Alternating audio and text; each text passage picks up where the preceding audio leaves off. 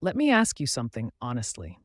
If someone handed you a company's annual report today, could you tell whether that business is healthy or quietly heading toward bankruptcy? Most people can't. And that's not because the information isn't there, it's because they don't know where to look. That's exactly why financial statements exist.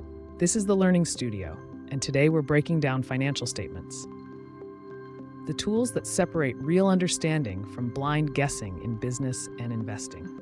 Think of financial statements like a medical report.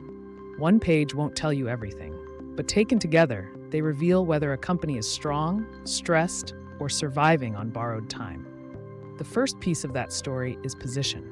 At any given moment, a business owns certain things, owes certain things, and has a portion that truly belongs to its owners. Cash, equipment, inventory on one side, loans, payables, obligations on the other. Nothing exists randomly. If a company owns something, it was funded somehow. That balance tells you how exposed or stable a business really is right now. But a snapshot alone isn't enough. You also need movement. That's where profit comes in. Over a period of time, did the company actually earn more than it spent? Sales come in, costs go out, and what remains shows whether the business model works, at least on paper. Here's the catch most people miss. A company can show profit and still fail.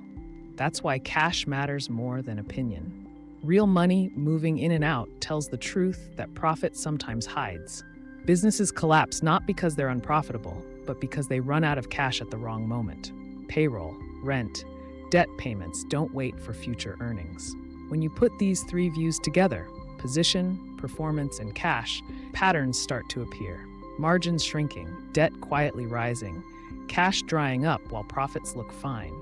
That's analysis, not formulas, judgment. Investors use this to decide where to put money. Banks use it to decide who survives.